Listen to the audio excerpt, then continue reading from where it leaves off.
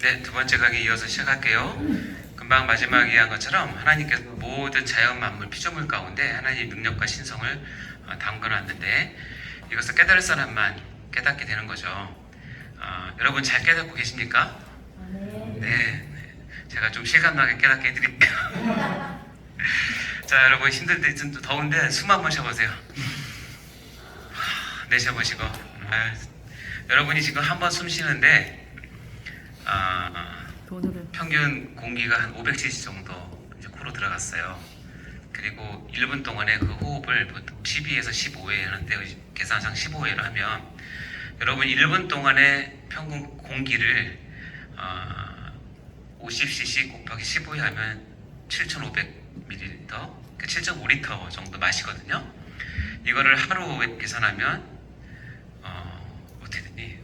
1,800리터를 마셔요. 공기를 마시고 쉬고 마시고 쉬고. 근데 공기가 가운데 여러분이 필요한 건 뭐냐면 산소예요. 산소는 약 21% 있으니까 20%로 계산한다면 여러분이 하루에 들이쉬는 산소량은 1,800리터에서 0.2 20%를 하면 2,160리터의 산소를 필요로 해요.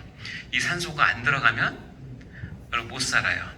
네, 산소를 예를 들어서 물에 빠지거나 숨을 못 쉬어서 3분, 4분 지나면 이제 뇌에 이제 손상이 있기 때문에 이렇게 오래되면 이제 뇌가 손상이 되죠. 그러니까 하루 동안에 2,160리터의 산소를 필요한데 이거를 만약에 여러분 의학용 산소 한 통으로 만약에 바꿔서 한다면 5리터짜리 의학용 산소 한 통에 15,000원이에요. 10년 전 가격이에요.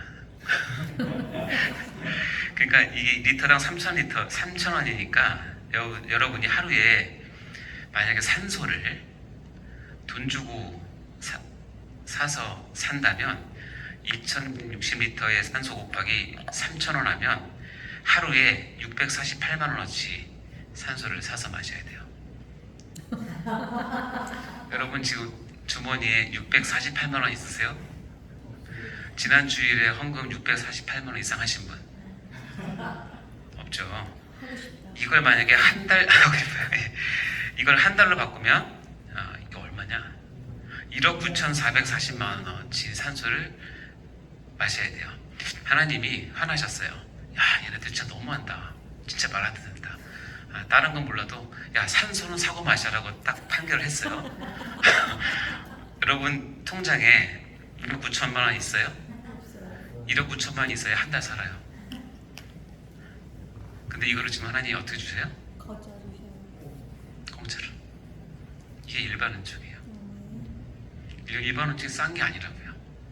실제로 병원에서 산소 이거 하시는 분이 저 정도 되는 그거는 이제 요즘에는 다양한 산소 발생기가 생겨서 근데 이제 산소통은 뭐냐 발생기를 목 타는 데서 통으로 들고 다녀야 되니까 그거는 이 정도 되고 누워있는 분들 발생기를 만들어요. 그래서 그거는 그렇게까지는 안 돼요. 근데 이건 통이라고 했잖아요. 통.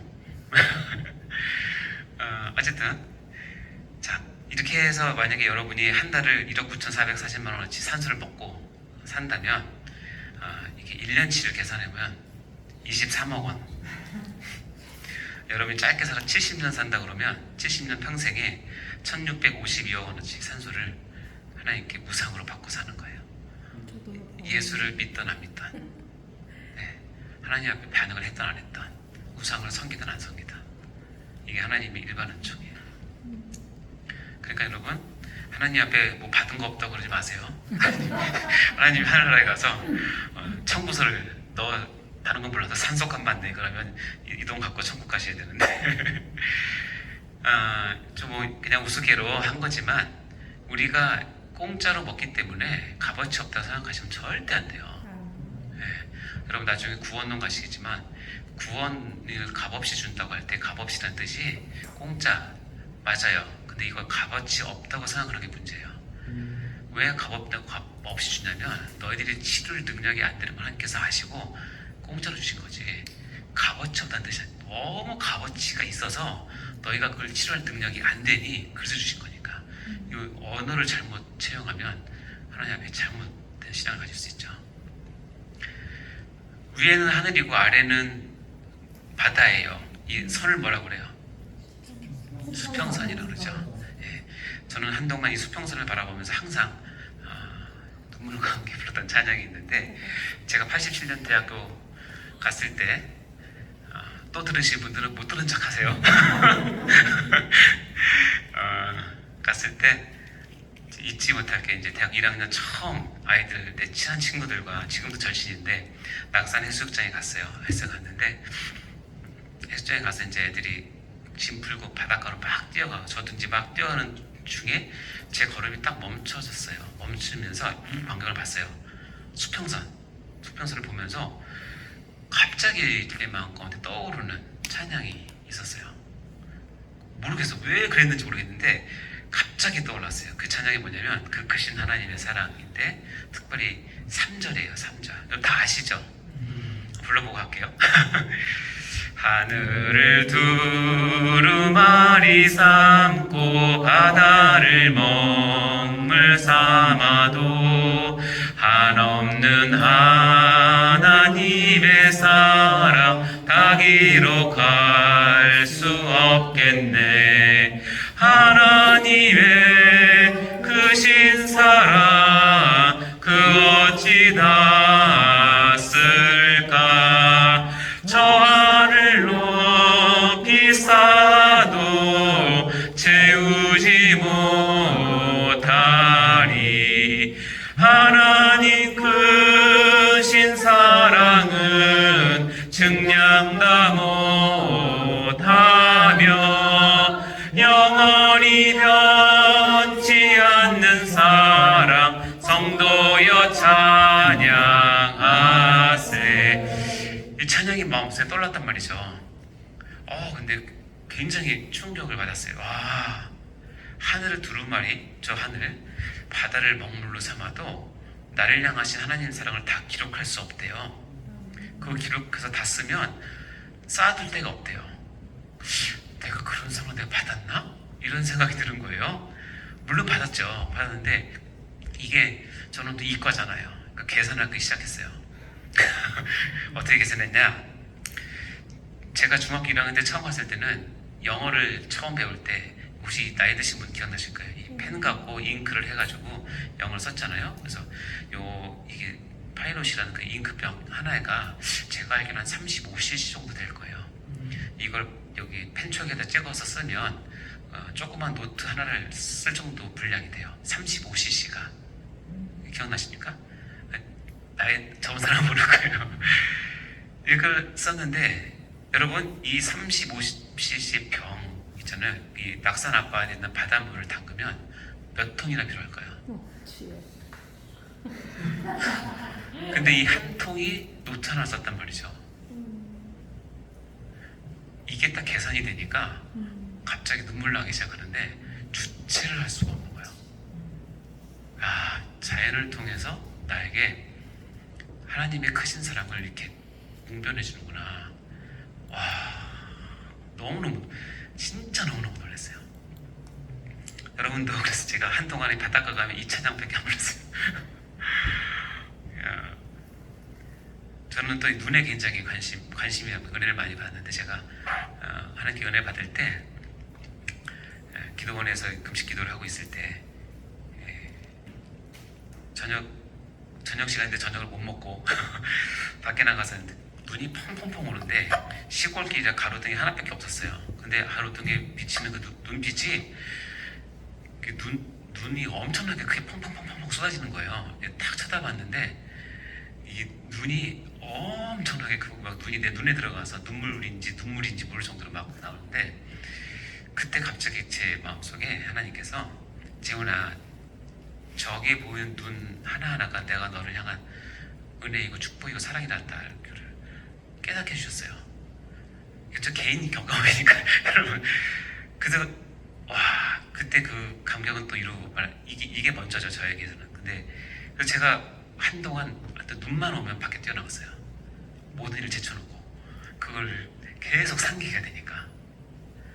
그러니까 자연을 통해서 하나님께서 이렇게 또 우리에게 큰 은혜 주시는데, 거기는 이제 일반 계시는 다른 사람에게는 그렇게 안 느껴지지만, 저에게 있어서는, 마음이 가난했던 그 시절에 저에게 있어서는 이 자연을 통해서 바다와 눈을 통해서 하나님께서 내가 이렇게 너를 사랑하고 있다는 것을 알려주셨죠. 정말 큰 은혜라고 생각합니다.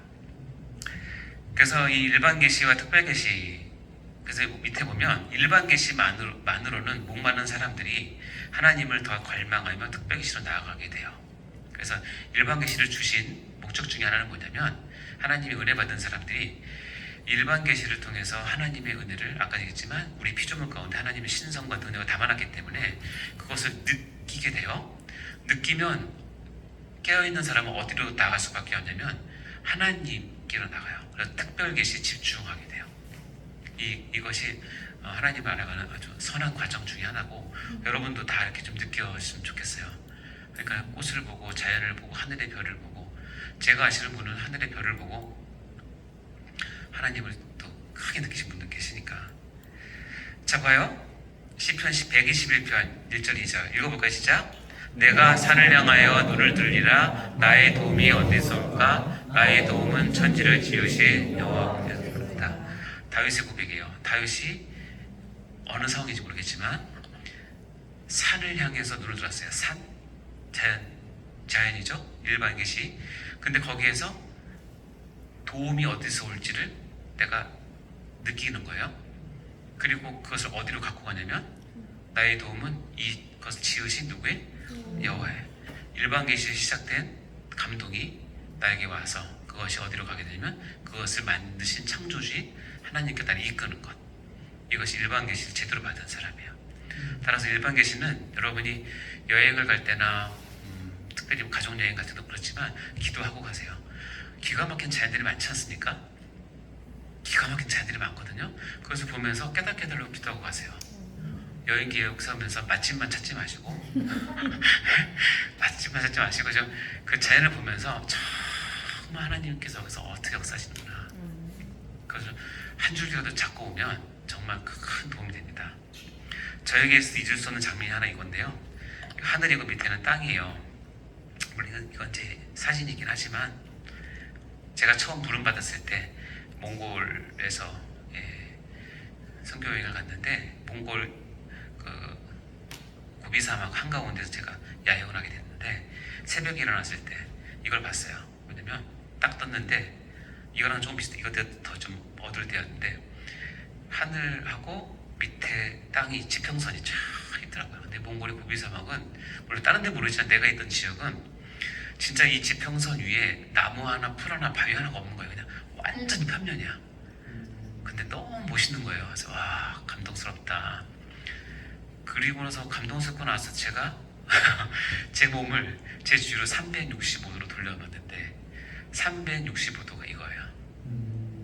눈에 걸리는 게 하나도 없는 거야. 야, 이 공간에 나와 하나님이 계시는구나. 그때 정신을 번쩍 하면서 하나님께서 그때 제 기도 제목이 뭐냐면 하나님 허락하시면 말씀을 전문적으로 가르치는 사역을 하고 싶고 그럼 허락하시면 신학교 가겠습니다라고 기도를 하는 중이었는데 그때 하나님께서 제 마음 가운데 내가 널 쓰기 원한다라고 얘기를 하셨어요. 저는 그거를 어떻게 해석하냐면 이제 가도 좋다 신학교.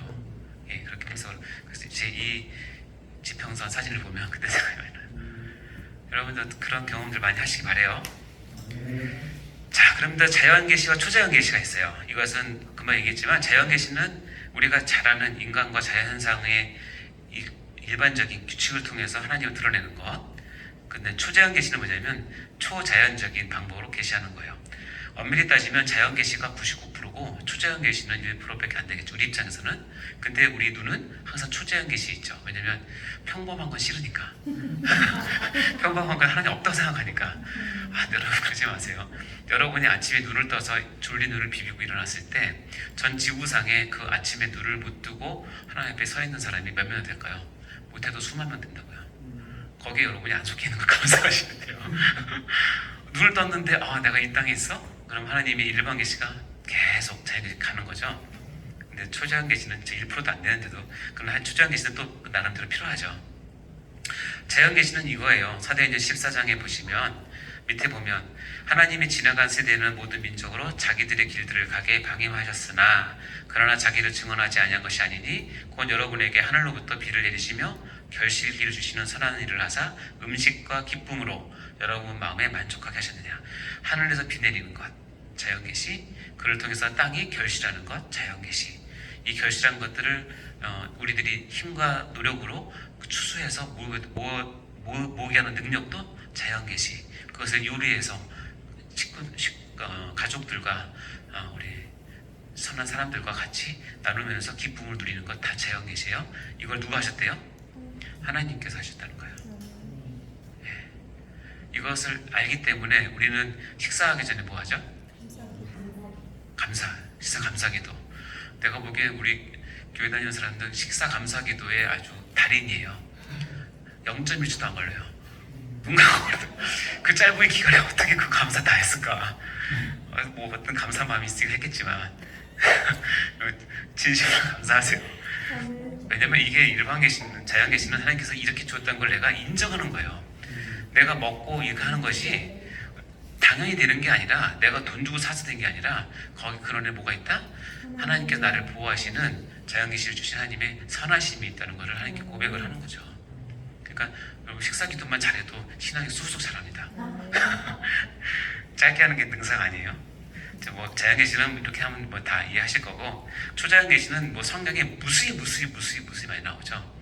뭐 초자연 계시는 항상 나올 때는 뭐냐면 하나님 특별한 이유가 있어서요. 왜냐면 완악한 인간들이 하나님의 말씀을 믿지 않고 따르지 않을 때 그것을 깨기 위한 방법으로 한마디로 충격요법을 주는 거죠.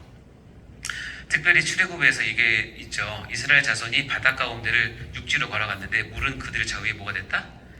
예, 홍해를 건너는데 많은 사람들이 홍해를 어떻게 건넜나 그냥 이렇게 쭉 갈라져서 그 사이로 이렇게 쭉 걸었다고 생각하는데 성경에는 2번씩이나 이런 얘기 하나요. 그리고 뒤에 가면 더 나오고 이스라엘 자손은 바다 가운데를 육지로 향해 있고 물이 좌우에 벽이 됐다. 밤새 동풍이 불어서 홍해가 제가 알기로는 평균 수심이 14m, 17m예요.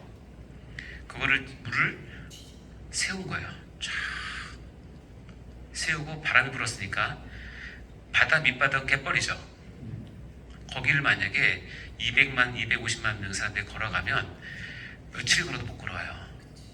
수레들 끌고 가야 되는데 다 빠지겠죠. 바람이 불어서 밑에가 어떻게 되겠죠? 말라서 아스팔트가 되겠죠. 그래서 밤새 다 건너간 거예요. 이건 불가능한 일이에요. 여러분은 아무도 모르겠지만 그게 안 되면 불가능한 일이에요. 그래서 여기 사진에 보시면 왼쪽 사진은 우리나라 전라도 앞바다에서 이렇게 바다가 물이 갈라져서 이거를 옛날 신문기사에는 뭐 홍해의 기적이라고 했는데 홍해의 기적은 이게 아니에요. 이렇게 건너가면 평생 못 건너가요. 이건 왼쪽에 있는 거는 이거는 자연계시예요. 이거는 조수 간만 차이에 의한 항상 나타나는 거고, 옆에 보면 이게 10개란 영화가 아주 잘 만들었는데 양쪽에 물 기둥을 세운 거예요. 이걸 모티브로 만든 게 아쿠아리움이에요. 뭔지 모르시겠습니까? 물기둥 사이, 그럼 이 물 옆에 보면 물고기 다 보였겠죠. 어쨌든 이 사이로 이렇게 지나가면서 여러분 이게 평생에 한 번 있을까 말까, 평생이 뭐예요? 성경 저서 한 번밖에 없어요. 이렇게 지나가 놓고 가서 목마르다, 배고프다, 고기 없다, 덥다, 불평합니다. 초자연 계시는 또 하나님 특별한 이유 때문에 하신다는 거 기억하시고, 그럼 일반 계시를 우리가 너무 중요하고 하나님을 알아가는 데 방법이 되지만 한계가 있다는 걸 아셔야 돼요. 3가지 한계가 있어요. 뭐냐면 일반 계시는 하나님에 대해서 드러내고 우리에게 알려주지만 일반 계시를 통해서 알 수 없는 거면 죄에 대해서 알 수 없어요. 왜냐하면 하나님과 인간과의 사이에서 가장 핵심적인 키워드는 죄거든요. 이 죄를 어떻게 해결하느냐에 따라서 우리가 하나님 어떻게 나가느냐가 되는데, 일반 계시로는 죄를 가질 수 없어요. 그러니까 꽃을 보면서 너무 아름답다, 이 염색을 누가 하셨을까, 하나님 너무 멋지시다, 이렇게 가지만 꽃을 보면서 내 죄가 생각나거나 그런 사람들은 없어요. 네. 저녁에 석양 질 때 너무 아름답잖아요. 그걸 보면서 여러분 하나님을 찬양하세요. 근데 석양 보면서 이렇게 죄를 생각하는 게 많지 않죠. 또 영적 지식에는 한계가 있어요. 왜냐하면 자연 법칙에는 영적 지식을 담을 만한 그릇이 없기 때문에 하나님을 드러내긴 하지만 그 체계와 그 단계와 세밀한 하나님의 섬세한 부분까지 영적 지식을 전달할 수는 없어요. 하나님께서 왜 우리를 섭리하시는지, 왜 인도하시는지, 왜 우리가 고난 가운데 기뻐해야 되는지, 예? 그리고 하나님께서 우리 구원을 끝까지 이루시는 견인의 은혜를 주시는데 견인이 무엇이, 이런 것들은 여러분 성경 지식, 근데 얘기했지만 성경 지식은 선천적 지식이 아니라 후천적 지식이기 때문에 따로 배우셔야 돼요. 그러나 자연을 가지고 그 한계가 있어요. 그래서 종교를 위한 충분한 기초를 주지 못한다. 종교를 쉽게 얘기하면 하나님에 대한 바른 믿음과 신앙을 갖게 하기는 일반 계시는 한계가 있다. 이 세 가지 이유 때문에, 그렇다면 이 세 가지 이유 때문에 어떤 것이 대두될까요? 어떻게 하셨어요? 이 세 가지 때문에 특별 계시가 필요하구나를 느끼시는 사람은 조직 신학적 감각이 있는 사람이에요. 센스가 있는 사람이에요. 이 세 가지 때문에 그래서 우리 특별 계시가 필요한 거구나를 알 수 있죠. 이해되시죠? 자, 그럼 1번 은총을 이제 조금 더 깊이 들어가겠습니다. 1번 은총 이번에 배우는 게 마지막으로 말씀드렸어요. 1번 은총은 크게 보면 존 칼빈이 하나님의 절대 주권 사상, 우리 개혁주의에서 가장 중요하게 여기는 거잖아요. 하나님의 절대 주권 사상을 다뤘고, 존 칼빈이 1번 은총 교리를 다뤘어요. 존 칼빈의 절대 주권 사상과, 다음 아브라함 카이퍼라고 하는 신학자가 있는데 영역 주권이라는 말이 있는데, 밑에 보면 하나님의 절대 주권은 신자들의 종교적 영역인 교회의 울타리에서만 주장되고 인정되는 것이 아니라 신자이든 불신자든 가리지 않고 모든 인간이 사회를 구성하여 살아가는 모든 영역, 정치, 사회, 문화, 학문, 예술, 가정 등 모든 영역에서 하나님의 통치가 실현되어야 될 곳이다 라고 해서 이것을 영역 주권이라고 얘기를 해요. 그래서 이 두 가지가 일반 은총론이 뭐냐면, 이 절대 주권 사상과 영역 주권 사상 기반으로 해서 우리 인간의 모든 삶에 있어서 하나님의 주권을 잘 드러내는 교리가 바로 일반 은총이에요. 그래서 일반 은총은 특별 은총을 이해하는 기초가 되고 바탕이 됩니다. 좀 더 다루겠지만 일반 은총은 절대 무시하시면 안 돼요. 자, 우리가 아까도 얘기했지만 성경에는 특별 은총이 90% 넘고 일반 은총이 작기 때문에 성경에 집중하는 사람일수록 자꾸 어떤 우려에 빠지냐면 일반 은총을 무시해요. 근데 우리 실생활은 그렇지 않죠. 이게 여러분이 성도들과 이야기할 때 개입해요. 목사님들은 항상 이론적인 얘기만 하고 뜬구름 잡는 얘기만 한다고. 왜냐면 특별계시를 얘기하니까 틀린 말은 아닌데, 목사가 아니면 여러분이 사역자가 뭘 아셔야 되냐면, 저분이 특별 은총이 필요하지만 일반 은총 영역에서 누려야 될 것들을 같이 회복시켜준다는 것을 기억하시는, 이게 균형 잡힌 신앙이고 균형 잡힌 하나님을 바라봄이에요. 정리하면 이겁니다. 존 칼빈의 하나님 절대 주권 사상, 아브라함 카이퍼의 영역 주권, 이것을 통해서 일반 은총론이 나왔고, 일반 은총을 통해서 우리가 하나님을 알아야 된다고 얘기한다는 것이죠. 여러분, 아브라함 카이퍼는 누구냐면 네덜란드 개혁주의 신학자고 정치가이기도 하고 총리를 역임했던 분이고, 지금도 네덜란드에서는 아주 존중받는, 추앙받는 인물 중에 한 분이라고 하세요. 암스테르담에 자유대학을 설립했고, 자유대학 설립하는 그 첫 설교에 영역주권 사상을 주창했다고 얘기해요. 그래서 일반 은총론을 통해서 체계적으로 정립하신 분이 아브라함 카이퍼라고 얘기합니다. 자, 영역주권을 한마디로 표현하면 이건데요. 이거 한번 같이 읽어볼까요? 시작. 우리 인간의 삶의 모든 영역에서 만유의 주제이신 그리스도께서 나의 것이다 라고 외치지 않는 영역은 한치도 없습니다. 이해되시죠? 여러분의 모든 삶의 영역, 예배 때, 찬양 때, 성경 공부할 때, 교인들과 교제할 때, 그때는 뭐 당연히 그렇지만, 여러분이 직장 갔을 때, 가정에서 생활할 때, 혼자 있을 때, 그리고 여러분이 누군가를 미워하고 시름시름 할 때도, 그때도 주인은 예수님이시는 거예요. 그 영역을, 그 영역 주권을 여러분 인정하라는 뜻입니다. 자, 이거는 뭐 넘어갑시다. 그래서 일반 은총에서 뭐가 나오면 공공신앙이라는 것이 나오는데, 이것은 그리스도인의 사회생활 전반에 관한 공적인 책임을 보여줄 뿐 아니라 비기독교 세계에 대한 그리스도인의 공통된 관심을 보여주는 신학이 공공신학이라고 얘기를 합니다. 또 이런 부분에 굉장히 또 달란트가 있으신 분들이 있으세요. 그래서 사회운동도 하시고 이렇게 하십니다. 이상한 눈을 보지 마시고 그 영역에서 하나님의 주권을 인정해야 되는 부분이 있다, 이렇게 쓰시죠. 예를 들어서 차별금지법, 제정되면 좋아요, 안 좋아요? 여러분 되면 우리 신앙에 엄청난 마이너스 올 겁니다. 예, 왜냐면 이미 유럽과 미국이 그렇게 망해갔으니까. 그런 차별금지법을 막기 위해서 우리 같이 잘 모르는 사람들은 열심히 기도해야 되겠죠. 그러나 어떤 신앙 있는 분들은 정치와 국회와 이 법 제정 이런 것들에 능통하신 분이 있어요. 신앙이 있는데도 저런데 관심이 갔나? 근데 그분들이 노력을 해서 지금 막고 있는 거예요. 네, 그렇기 때문에 그분들을 응원하고 기도해 주셔야 돼요. 근데 우리는 전문적인 분이 아니고 저는 잘 몰라서 그렇게 참여할 수는 없지만 응원하고 필요하면 제정도 좀 보태드리고 해야 되겠죠. 그건 기독교 그리고 교회를 지키는 일이 이게 공공신학이라고 불러요. 일단은 사실 그래서 일반 은총 영역에서 나왔다는 것을 아시면 됩니다. 자, 두 가지 은총을 정리를 해볼까요? 자, 특별 은총과 일반 은총, 특별 계시를 통해서 특별 은총과 일반 계시를 통해서 일반 은총은 두 가지 은총이 있습니다. 크게 일단 내용은 특별 은총은 대상이 구원받을 피구원자이기 때문에 핵심은 죄를 제거하고 죄의 결과들을 완전히 소멸하는 것에 목적을 두고 있어요. 특별 은총은. 그러나 일반 은총은 뭐냐면 죄를 없애는 게 아니라 죄가 들어와서 우리 가운데 영향을 미치고 죄에 오염을 시키는 그런 것들을 억제시키고 방지시켜요. 그것이 일반 은총이에요. 그래서 예를 들자면 이거죠.